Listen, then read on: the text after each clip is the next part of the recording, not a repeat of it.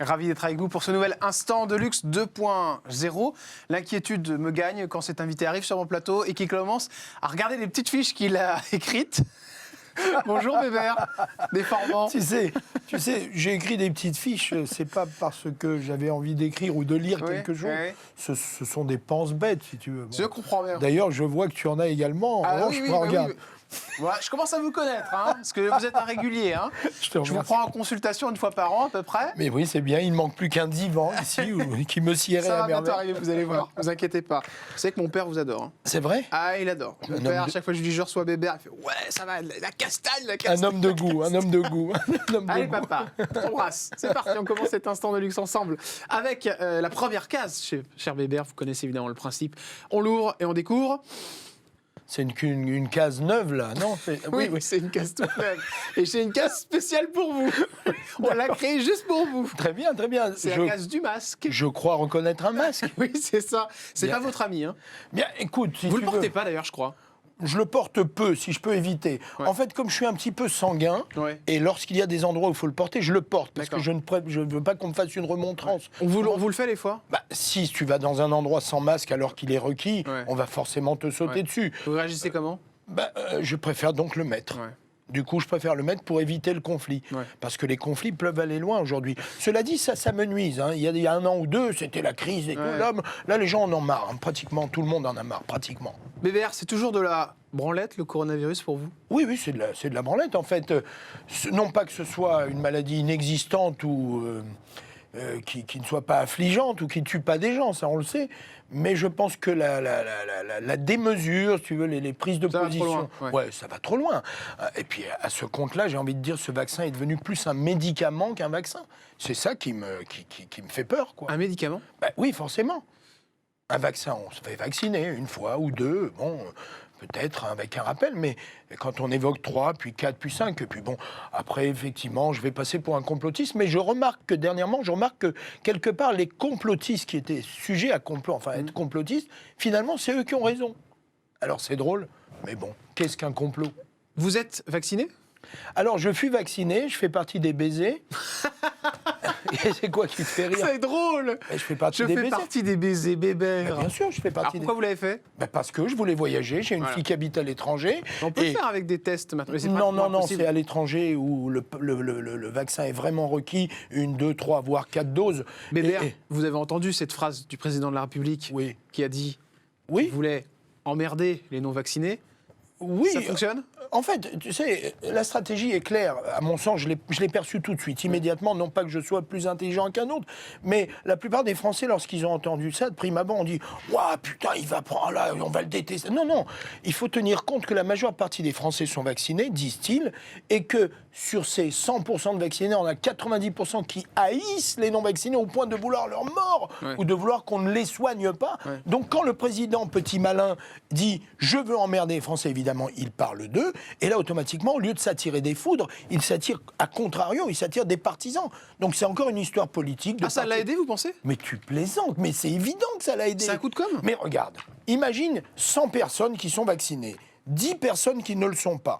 Dans ces 100 personnes, tu en as 80 ou 85 qui détestent les non-vaccinés. Parce que selon eux... C'est très intéressant, cette façon de penser, là. Il n'y a pas de quoi me panthéoniser, je veux dire. Le simple fait que dans ces 100 personnes, il y en ait 80 ou 85 qui haïssent les non-vaccinés, je l'entends. J'ai des potes que je considérais comme des vrais amis qui, aujourd'hui, j'ai tendance à ne plus les aimer. Parce qu'ils vont me dire « Ouais, t'as vu, à cause de ces enculés », excuse-moi l'expression, aujourd'hui, le président dit « merde », donc moi, je me permets de dire « enculé », à cause de ces enculés, on en est là. Je dis « Non, calmez-vous, les amis, c'est pas à cause d'eux, c'est à cause de la maladie, tout simplement ». Et aujourd'hui, j'ai envie de dire, quand je parle de la science, aujourd'hui, de tous ceux qui animent la science à la télévision, qui font du showbiz, pour moi, ça me semble plus de la voyance que de la science. Tu vois, Irma avec la boule de cristal. Voilà, bon, c'est là où je m'insurge un petit peu, mais bon. Est-ce que c'est mon rôle de parler de ça ? On me dit, Bébert, putain, il n'y a que toi chez les artistes qui parlent. Parce que j'ai envie de parler, parce que parfois on arrive à m'écouter, et puis parce que je me dis que les autres artistes n'ont peut-être rien à dire, ou qu'ils considèrent que ce n'est pas leur rôle de parler de ça. Voilà. Après, Qui devra en parler ? Qui pense comme vous ? Je sais pas, il y a plein de gens qui pensent comme moi, il y a des gens qui... Ils vous le pas... disent à vous et ils disent non, moi je peux pas en parler librement. Oui, ça, je vais pas donner de nom, mais il y a des gens, évidemment. C'est dommage, on aurait bien aimé que vous donniez des noms. Ouais, mais tu sais, même quand on est en prison, j'ai pas donné de nom, hein, je vais pas en donner aujourd'hui. Vous étiez un ami de Jean-Luc Lahaye? Je le suis toujours. Je le suis toujours, évidemment. C'est comme mon frangin, Jean-Luc. Ce qui se passe aujourd'hui, c'est normal? Évidemment que non, c'est pas normal, au risque de m'attirer les foudres des mouvements féministes qui aujourd'hui sont en pleine sororité. Pourquoi c'est pas normal, Bébert? Mais parce que ce n'est pas normal, des mesures toutes, tu sais, on parle de wokisme, j'ai appris ce que c'était que le wokisme. Aujourd'hui, on prétend défendre les femmes, mais je pense qu'il y en a trop, l'excès en tout nuit. L'excès en tout nuit, ça ne va pas rendre servir à la femme. Selon moi, les hommes, dans 20 ou 30 ans, seront mis au sérail. Est-ce que tu sais ce que ça veut dire, mis au sérail? Oui, je vois ce que vous allez faire. C'est vrai? Tu vois ce que ça veut dire? Mettre au sérail, tu vois, quand on prend un taureau et qu'on le met dans un enclos avec une dizaine de vaches qu'il faut couvrir, c'est-à-dire qu'on le prend pour un reproducteur. Aujourd'hui, on a tendance à mettre les hommes comme si c'était des prédateurs, comme s'ils étaient dangereux, surtout pour la gente féminine. Je ne comprends plus ce qui se passe. Et mon pote Jean-Luc Lahaye n'a jamais violé quelqu'un, moi je vous le dis. Je le dis, il n'a jamais violé quelqu'un, j'en suis persuadé. Persuadé. Maintenant, quant à la jeunesse des femmes avec qui il est allé, c'est un autre débat. Ouais. Je n'ai pas envie de rentrer dans ce débat parce que, en ce qui me concerne, moi, la majorité, la minorité, quand j'ai eu 18 ans, je ne voulais pas m'approcher d'une fille mineure. Je ne sais pas pourquoi. Pourtant, ce fut il y a 40 ans. Hein. Dès que j'ai eu 18 ans, je considérais que d'aller avec une mineure, c'était interdit. Mais alors, s'il a jamais violé quelqu'un, comme vous dites, pourquoi aujourd'hui il est en prison, Jean-Luc? Il est en prison parce que peut-être que les juges qui le jugent ont son âge et qui sont un petit peu jaloux. Vous pensez que c'est une histoire de jalousie? Non, je plaisante quand je dis ça, mais il est clair qu'une personne qui juge Jean-Luc Lahaye est obligée d'aller dans le sens du vent, malgré tout, même si le jugement doit être objectif. D'accord. C'est pour ça que je n'aurais jamais voulu être Vous avez juge. été le voir? Non, je n'irai pas le voir, parce que, je veux dire, les seules personnes que je puisse aller voir en prison, c'est quelqu'un qui me soit très très proche de ma famille ou quoi. J'ai pas envie de mettre les pieds dans une prison. Mais je lui ai écrit un courrier. Il l'a lu? Oui, il m'a répondu, oui, bien sûr. De vous échanger par lettre? On échange, je lui ai écrit un courrier qui fut un courrier de banalité, qui lui dit que je pense à lui, tout simplement, et que je trouve que la situation est injuste. J'ai pas peur de dire que la situation est juste. Il vous a répondu quoi, Jean-Luc Lahaye? La même chose, merci, mon frérot, machin, voilà. Ouais, donc vous avez quand même des bons rapports. Ah bah c'est mon super pote, Jean-Luc, c'est mon super pote. Je veux dire, on n'est pas allés en vacances ensemble, on n'a pas fait des voyages en camping-car pendant 20 jours, mais c'est mon super pote. Je sais très bien l'articulation de tout ce qui se passe aujourd'hui. Je prétends pas que il n'y a pas des violences, qu'il n'y a pas des viols, qu'il n'y a pas des contraintes. Tout ça existe. Mais, enfin, voilà. On enchaîne avec la case de la santé. Intéressant cette case aussi, parce que j'ai une question à vous poser par rapport à ce qu'on vient de dire. Ça pourrait vous arriver, vous, ce qui est arrivé à Jean-Luc Lahaye? Complètement. Qu'on vous mette en prison? Complètement. Vous avez des choses à vous reprocher par rapport à ça? Non, je n'ai absolument rien à me reprocher. Il s'avère que quand j'étais jeune, j'étais assez beau garçon, j'avais de la réussite, j'étais dans les projecteurs, et je n'ai jamais eu besoin de contraindre quiconque. D'accord. Personne. Mais il est très possible que si je fus dans la lumière aujourd'hui, si j'étais dans la lumière, il est très possible qu'une jeune femme, qui aujourd'hui est moins jeune forcément, se dise, tiens, je me rappelle qu'il m'a demandé 3 fois mon numéro de téléphone alors que je voulais pas lui donner, mais bizarrement, elle me l'a donné au bout de la 4e. Mais il est très probable qu'il y ait des ressentiments, si tu veux, postérieurs, des ressentiments sur ma personne. Parce que, bizarrement, je dois le dire et tu dois l'admettre et tout le monde doit l'admettre, ces gens qui sont bousculés, brinque-ballés, sont souvent des gens qui ont de la lumière, qui sont dans la lumière. Et ils sont souvent bousculés, brinque-ballés par des personnes qui écrivent des livres aussi. Alors, évidemment, de prime abord, on va dire « Ouais, Bébert, tu défends les violeurs, les harceleurs. » Non, je défends personne. Je dis simplement que les choses sont récurrentes et sujettes à caution, de fait. Voilà. Vous avez peur de la mort? Très peur de la vieillesse. De la vieillesse, ouais. Ah, on le sent parce que vous faites tout pour être clinquant. Il n'y a pas un cheveu. Alors, vous avez remis des cheveux ou pas? Non, jamais. Je ne ferai ça, jamais. Vous avez quel âge, Bébert? Ni ne teindrai. Aujourd'hui, on est Vous teignez pas les cheveux, là? Non, pas du tout. Jamais. Et puis jamais je ne le ferai. Alors, j'ai 59 ans et dans pile un mois, j'aurai 60 ans. Non, franchement, vous n'avez pas fait de chirurgie esthétique? Non, rien. Pas de botox, pas d'acide. Rien. Et je le jure aujourd'hui, je ne ferai jamais rien. La réaction que j'ai, beaucoup de long. Tout le monde là. Persuadé que vous faites de la chirurgie esthétique? Tout le monde là. Tout le monde s'étonne. Alors, on doit être jaloux alors. Non, c'est rigolo. Ouais, on doit être jaloux, Oui, certainement, ou envieux. Tu sais, souvent, je me dis, je me regarde dans le miroir et je parle à mon corps. Moi, je parle tout le temps à mon corps. Oui, je t'assure, je lui interdis de vieillir, je lui interdis de prendre des travers. Voilà. Et je me dis, il y a 15 ans, quand on me disait, tu vieillis pas, je me disais, ouais, c'est de la flatterie, bon, machin. Puis il y a 10 ans, je me dis, ouais, ils veulent me faire plaisir. Puis aujourd'hui, je suis bien obligé d'admettre que je ne vieillis pas, mais ça me sied, je suis très content. D'accord. Marchons comme ça. D'accord, mais oui, c'est étonnant. Comme si vous bougiez. Encore le jeune homme qui m'a Maquillé tout à l'heure, il me dit ouais, j'ai vu des quadras, il paraît 10 piges de plus que vous. Alors Il vous a donné les noms ou pas? Alors que moi je suis pas quadra, je suis pas quinca, je vais être comment on dit 60 bref. Voilà, je sais pas le dire celui-là. On enchaîne avec une autre case, s'il vous plaît, dans cet instant de luxe pour la numéro 3 qu'on ouvre ensemble. Et on va découvrir une case particulière, celle du cœur. Elle est pas loin, elle est en coulisses. Oui, certainement. Oui, effectivement. Astrid, qui est ma femme. D'ailleurs, je te le dis, je l'ai jamais dit à personne, non pas que ça intéresse quiconque, mais on va se marier là, très bien. C'est génial ça. Voilà, C'est une super annonce. Ouais. Et puis on parle Quand est-ce que vous allez vous marier? Dès que le coronavirus arrêtera de nous casser les blancs. D'accord. Donc fin d'année, on va dire. J'oserais espérer, je t'assure. Ouais, mais je sais pas, parce que tu sais... Ça fait combien de temps que vous êtes ensemble? 6 ans. 6 ans passés. Ça fera 6 ans au mois de février, le jour de la Saint-Valentin. J'ai un peu été lourdeau, je lui ai offert un bouquet de fleurs. C'est pas grave. C'est sympa. Après l'amour, puisqu'on voit la case l'amour, j'étais de ceux qui pensaient que l'amour, le cœur ne pouvait pas donner de l'amour à plusieurs personnes en même temps. Quand j'ai eu un enfant, puis une fille, etc. Mais l'amour, voilà, toujours l'amour. On voudrait que de l'amour. Alors Astrid, évidemment, point intéressant pour moi, journaliste. Oui. La différence d'âge. 20 ans. 20 ans, effectivement, mais... Comment ça se gère? Écoute... On assure toujours autant Bébert. Moi, j'aimerais bien qu'elle en témoigne. Ce n'est pas... Vous allez me mettre mal à l'aise. Je vous taquine. Tu sais, après... Non, mais il faut assurer quand on est avec quelqu'un comme ça. Ouais, il faut assurer. Ouais, mais tu sais, il faut se dire qu'on assure. Il ne faut pas se dévaloriser soi-même. Ça vous fait peur, la suite? La première personne à qui j'ai envie de plaire, c'est moi. Ouais. Je le dis, c'est Et une comme fois ça. que vous vous plaisez à vous, vous pouvez plaire, évidemment. J'ai le sentiment qu'après, il y a peut-être un pont qui nous fait... La jalousie, Bébert, c'est compliqué quand on a une femme aussi jeune, aussi jolie. Vous le gérez comment, ça? Bien, écoute, vous êtes du genre à aller sur son Instagram, vérifier un peu ce qui se passe? Surtout pas. Pour moi, le jaloux est un abruti. Ouais. Je ne suis pas jaloux, absolument pas jaloux. Ça ne veut pas dire que je crains pas les choses. Si tu veux, la jalousie, pour moi, c'est la pêche au mensonge. Ouais. Si tu es jaloux, tu t'inquiètes. Si tu t'inquiètes, tu poses des questions. Si la personne en face commet des choses qui ne sont pas légitimes ou bien, elle va forcément te mentir. Qu'est-ce que tu auras récolté? Un gros poisson, un mensonge. Donc pour moi, la jalousie, c'est un mensonge. C'est une fragilité. Si tu es jaloux, ça veut dire que tu n'es pas sûr de toi. Je suis très, très, non pas habitué, mais très preneur du fait qu'on puisse regarder ma femme et qu'on ait envie d'être avec elle. Ah, ça vous plaît, ça? Complètement, oui. C'est marrant, ça. Complètement. Je suis ni échangiste, ni... Forcément, on fait le raccourci. Hein. Oui, mais forcément, je le dis avant que vous ne le disiez. C'est déjà pensé. Mais non, moi, ça me plaît, que ma femme plaise, ça me plaît, parce que, quelque part, je me dis, j'ai de la chance, déjà, dans un premier temps. Et puis, il faut savoir que c'était quand même compliqué, votre dernière relation avant Astrid. Enfin, vous avez été très peiné du divorce, il me semble. Hein. C'était une très belle relation, qui en a résulté 2 enfants, mais c'est pas le simple fait qu'il y ait 2 enfants.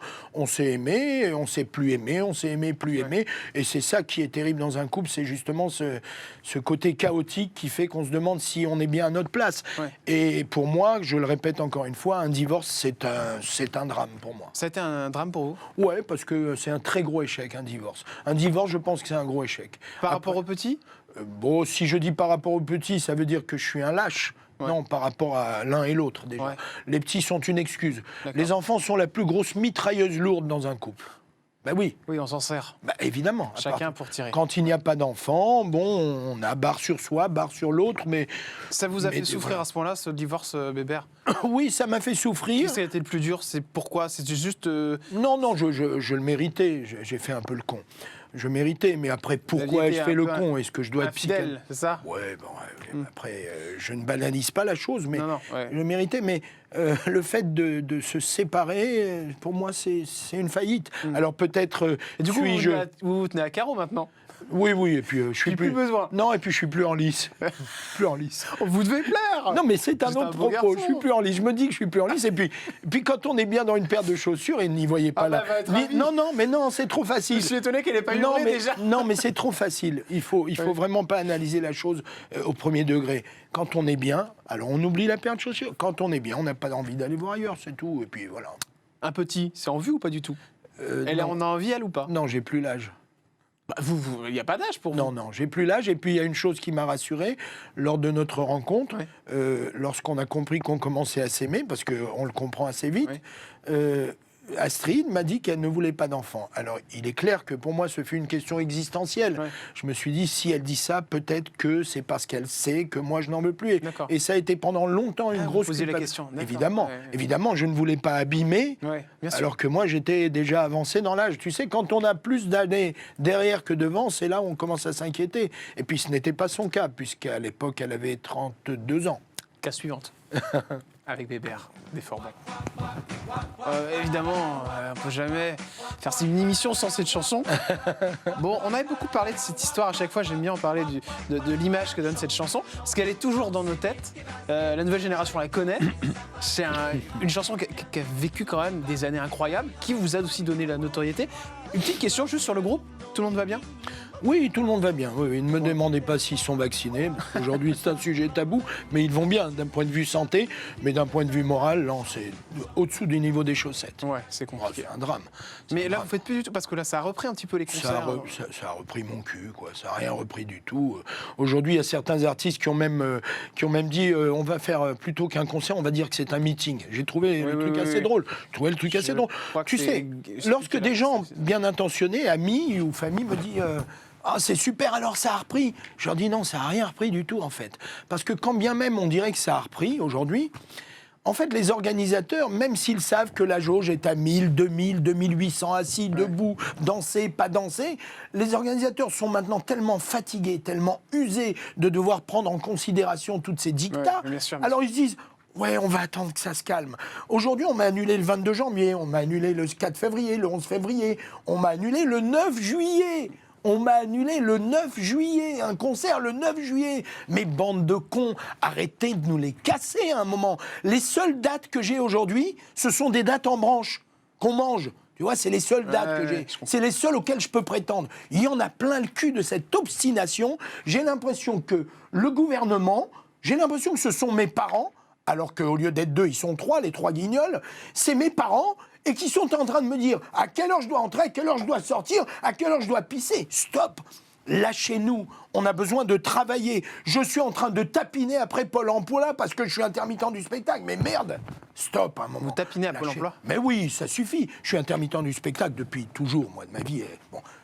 Mais maintenant, ça veut dire quoi? Tous les musiciens sont en train de se dire « Oh là là, pourvu qu'on ait nos droits, pourvu qu'on n'ait pas nos droits. » La seule chance que j'ai, c'est que j'ai 59 piges, ma maison est payée, j'ai des biens, j'ai une belle voiture, j'ai une piste. C'est la seule chance que j'ai. Mais je sais que si j'avais débuté ma carrière en 2018, elle aurait avorté en 2020.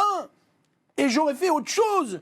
C'est ça qui est terrible. Je pense sincèrement, lorsque je débat, lorsque je monte sur une scène, quelle qu'elle soit, pour dire ce que j'ai envie de dire, je vous le jure, du fond du cœur, je te le jure, je pense aux autres artistes. Voilà, c'est tout.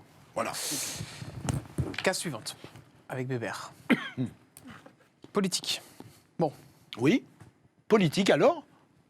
Moi, je vous sens de droite. Hein. De droite? Voire même d'extrême droite. D'extrême droite, mais alors j'ai envie de dire, qu'est-ce qu'un mec d'extrême droite? Je sais Ce pas. serait un long débat. Oui, c'est une bonne question. Un mec Tu sais, avant on parlait d'un mec qui était chauvin. Ouais. Aujourd'hui, j'ai envie de dire, le mec d'extrême droite, c'est un mec qui est chauvin. Chauvin, c'est-à-dire qu'il aime son pays. Oui, tout simplement, et en c'est grave aimant... d'être d'extrême droite, Bébert? c'est grave d'être étiqueté d'extrême droite. Ouais. L'extrême droite, c'est l'extrême droite, ça suffit avec l'extrême droite. Aujourd'hui, on mange de la viande, on est d'extrême droite.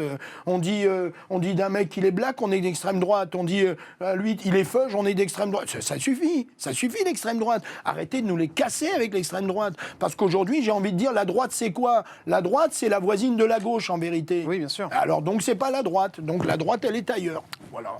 Mais bon. C'est une façon de passer. C'est mon point de vue. Intéressant. C'est mon point de vue. Après, si vous voulez savoir pour qui je vote, c'est un autre débat. Bah, on le sait. Ah bon? Merde alors, Super. je sais même pas pour qui je vais voter les prochaines élections, toi. Non, c'est pas possible qu'on le sache. Tu sais, un jour, un beau-frère m'a dit « Ouais, Bébert, toi, je sais pour qui tu vas voter. Hein. » Je lui ai dit « Mais alors, toi, pour qui tu vas voter ?» Ce fut à une semaine de l'élection de Macron. Je lui ai dit « Ah bon, tu sais pour qui je vais voter ?» J'ai dit « Bah, dans ces cas-là, dis-moi pour qui tu vas voter. » Tu sais ce qu'il me répond? Non. Il me répond bah, « C'est Macron qui va gagner. » Donc voilà, aujourd'hui, 80% des Français jouent au tiercé. C'est du turf, c'est des turfistes. On écoute, pour moi, les sondages, c'est la plus grosse merde qui soit, les sondages. C'est du pipeau, les sondages. Le sondage nous incite à voter pour quelqu'un. Si demain, Marine Le Pen Politique. vous appelle pour venir chanter chez elle, vous irez? Évidemment. Évidemment. Au même titre que Mélenchon. D'accord, ok. Mais par contre, si Mélenchon sait que j'ai chanté ce Marine Le Pen, il ne appellera m'invitera pas. Et Alors Zemmour qu'à contrario, oui, Zemmour aussi, évidemment. Ouais. Vous aimez bien Zemmour? Oui, j'aime bien Zemmour, oui, bien sûr. Vous voteriez pour lui? Comment? Vous pourriez voter pour lui? Ah oui, je pourrais voter pour lui, oui. Pour oui. quelle raison? D'abord, il y a énormément de choses qui convergent avec ma façon de penser. Ouais. Énormément. Là, il faudrait prendre une heure. Bien on sûr. va pas en parler Mais aujourd'hui. plus Zemmour que Le Pen? Non, je sais pas. L'un, Entre les deux. l'autre, ouais. Peut-être Mélenchon aussi, s'il me prend un matin et que je me réveille et que je suis perdu. Il faut que vous soyez très perdu, j'ai Oui, l'impression. c'est pour ça. Oui, voilà. Mais pour l'instant, vous avez l'air de savoir où vous êtes. Bah, disons que j'ai pas le sens de l'orientation, mais j'ai une bonne boussole en ce qui concerne mes prises de position. Mais dire une prise de position comme ça, pour l'extrême droite par exemple, c'est quoi? Ça bousille une Celle carrière? que vous nommez l'extrême droite. Ouais. Non, parce que dans la vie, bousiller une carrière, je ne pense pas que ce soit comme ça qu'il faut faire pour bousiller une carrière. Je veux dire, si j'ai des mal-aimants, j'aurai forcément des aimants. Ouais. C'est comme ça, c'est pas grave. Et puis aujourd'hui, tous ceux qui honissent, tous ceux qui raillent, tous ceux qui bannissent, tous ceux qui critiquent, si demain, tel ou tel pouvoir est en place, ils retourneront leur veste, c'est pas un problème. C'est pas un problème. Tu sais, Zemmour a parlé des journalistes en leur faisant un petit peu mal. Mais en vérité, si demain il est là, ils s'arrangeront avec lui. Ils trouveront leur compte. Chacun y trouvera Enchaîne son compte. avec un autre nœud papillon, Ah, une autre case. de la Swan, Et c'est... c'est le pognon. Ah, C'est le pognon. Super. Ah oui, vous savez, hein, l'empreinte digitale de cette émission. Ouais.